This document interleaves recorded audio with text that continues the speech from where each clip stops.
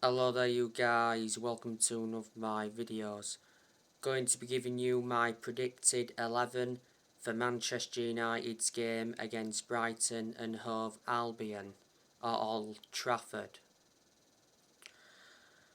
So I'm going to go with the 4-3-3 formation. So in goal, David De Gea. Obviously David De Gea is Manchester United's first choice goalkeeper. He was in goal throughout pre-season, but there was one game he missed because David De Gea picked up an injury in Man United's 4-0 win against Liverpool in Bangkok.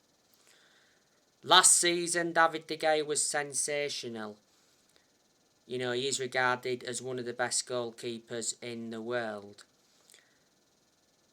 Earlier on this year, De Gea won the Players' Player of the Year. He's won everything domestically at the football club and he's made over 500 appearances for Man United in all competitions. De Gea has endured around 11 years at Man United, so reflecting on that, he's been a long-serving player. His contract at the club expires next year. There's an option of a further 12 months. He earns around £375,000 a week.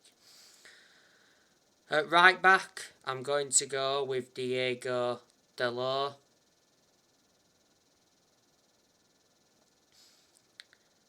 Diego Dalot has appeared to be our first choice right back under Erik ten Hag. He was our first choice right back under Rangnick. At one point, Dalot had a loan spell with AC Milan, so reflecting on that, he gained some experience. Dalot's contract at the club expires next year. Man United did get Dalot from Porto back in 2018 was it? We brought him in under the Jose Mourinho era. The two centre-backs, I'm going to go with Harry Maguire and Lisandro Martinez. There's other options as well, you know, there's Lindelof, there's Bailly, there's Varane, but I don't think Varane will feature in this game because he struggled with fitness throughout pre-season. But yeah, Harry Maguire, I'm hoping he can do well this season for Man United. He's had a lot of bad games as a United player. He will keep the captaincy because I think Ten Hag's got faith in Maguire, but throughout the course of last season, the vast majority of Manchester United fans were demanding for the captaincy to be taken off Maguire. Maguire's had injuries as well as a United player. Man United got Maguire from Leicester, got him in a deal worth 80 million. He's the most expensive centre-half in the world at the moment.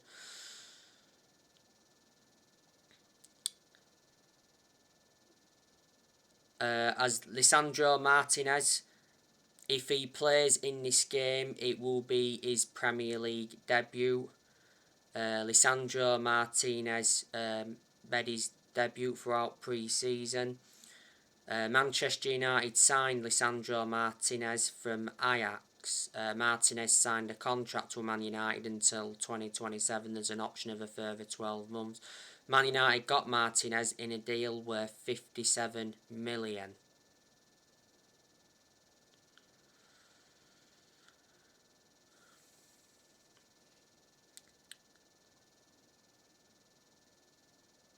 Left back, I'm going to go with Tyrell Malacia.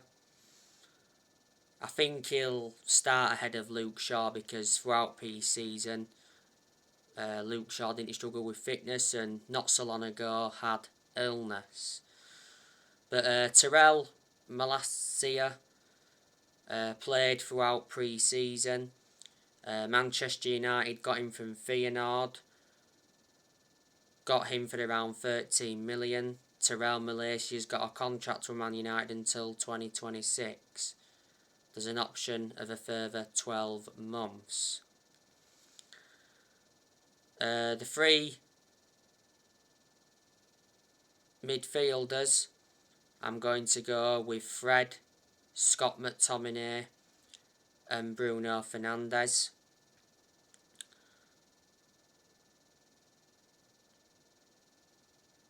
Eriksen's an option in midfield, but I don't think he'll start this game.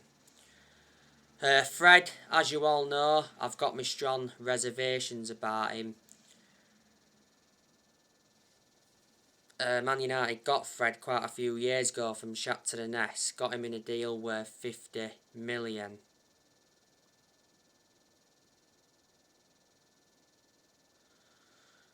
Scott McTominay, obviously he played throughout pre-season. He actually picked up a knock throughout pre-season. McTominay has been part of the club for a long time. He came up our academy. Revert back to 2020, he signed a 5-year contract with Manchester United. Bruno Fernandes.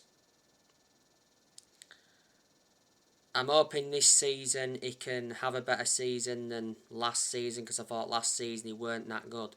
We've struggled to get the best out of Bruno Fernandes since, Ronaldo re-signed for the club. Bruno Fernandes, though, is still one of the best players we've got, and he's certainly one of the best signings we've made since Ferguson retired. Bruno Fernandes has been a Manchester United player for over 2 years. Man United got him from Sporting Lisbon back in January 2020.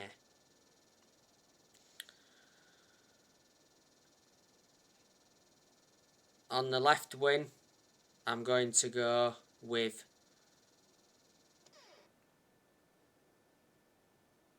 Anthony Elanga. Elanga, I said he's a good asset for the first team squad. He's had a lot of good games since coming to the first team. He's had poor games as well.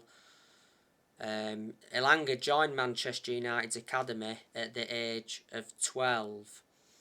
He's got a contract with Man United until 2026. There's an option of a further year. So yeah, I think he'll start ahead of Rashford. On the right wing, I'm going to go with Jadon Sancho. Jadon Sancho's recently been out with illness. By the way, Sancho was very good throughout pre-season. He scored quite a few goals, and Sancho was very good towards the end of last season. Sancho didn't enjoy the best of starts to his Manchester United career. But like I've said, not every player settles in straight away. Certain players need time. Sancho did enjoy 4 good years with Borussia Dortmund before he came to Man United. Man United signed him from Borussia Dortmund last year. Man United got him in a deal worth 78 million with add-ons including Man United paid 73 million up front. He's got a contract with Man United till 2026 as an option to extend for the further year. And up top, I'm going to go with Cristiano Ronaldo.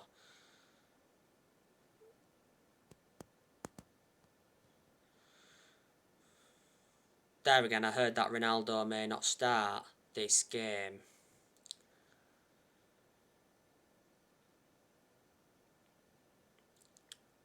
Ronaldo did play in Man United's final pre-season game against Rayo Vallecano. He played 45 minutes and then he left Old Trafford before the end of Man United's friendly. Ronaldo missed the vast majority of United's pre-season games due to personal reasons. Now I've heard that Ronaldo's held talks with Galatasaray. A number of clubs have been in for him. Not so long ago it said that Ronaldo wanted his Man United contract ripped up so he can leave on a free transfer. Well, Ronaldo's contract at Manchester United expires next year. There's an option to extend for the further year. Man United re-signed Ronaldo last year from Juventus. Since Ronaldo re-signed, he's got 18 goals in the Premier League. He has 24 goals in all competitions.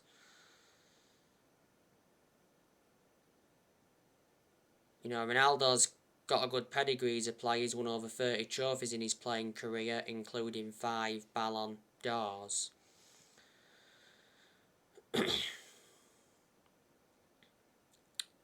But anyway, Martial is not an option for this game to play up top because Martial is out with injury.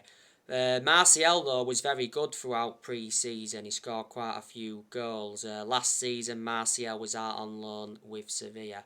But anyway, that's how I think Manchester United could line up against Brighton tomorrow. This is Man United's opening game of the Premier League season. And it's Erik ten Hag's first Premier League game in charge. This will be a tough game because, like I mentioned on the preview, and that Brighton are a decent outfit. Brighton, they've got good players in there. Brighton have got Neil Maupay. He's probably one of the best players that Brighton have got. Adam Lallana's a good midfielder. He's a former Liverpool and Southampton player. Pascal Gross is a good midfielder.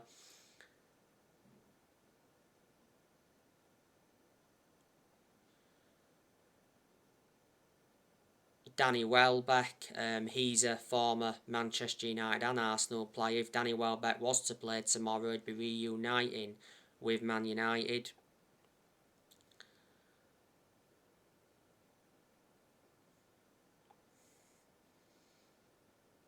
Leandro Trossard, he's a good attacking player. Jacob Moder, he's good. He's not going to be playing in this game because he's out until next year with injury.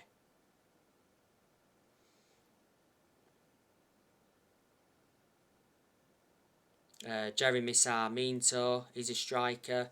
Evan Ferguson, he's an academy player.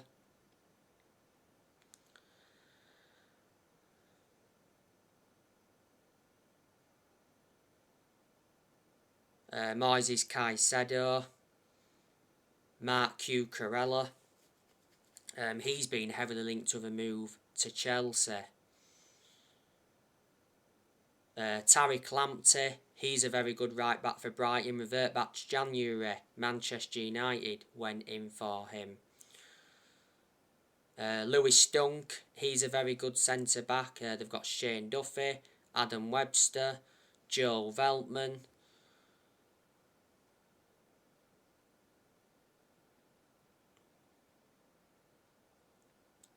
Alexis McAllister, I like him. Stephen Alzate.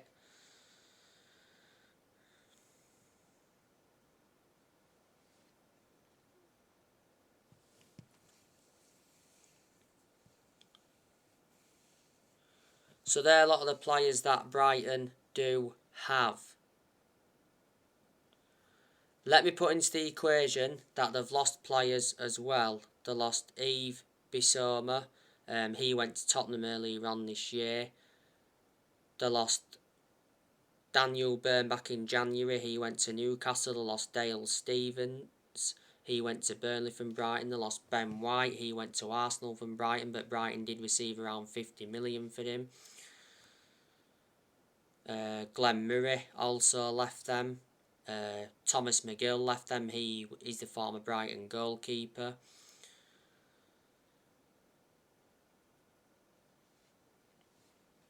So there you go.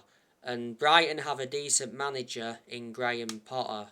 Graham Potter got appointed in as the Brighton manager back in May 2019. So Graham Potter's been the Brighton manager for over 3 years now.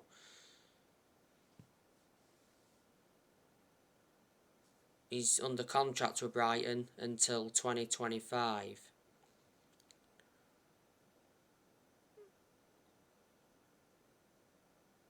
Before Brighton, Graham Potter was at Swansea, and before then he managed Ostersund.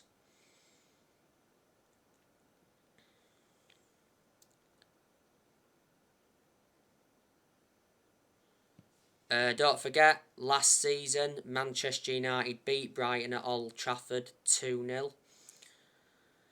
But Brighton thrashed Manchester United at the Amex Stadium 4-0. That was towards the end of last season. Last season Brighton enjoyed a very good season to their standards. So anyway guys, that's everything to update you with. Drop your comments, likes below on the channel if you do consider subscribe as always, and take care. God bless. See you all again very soon.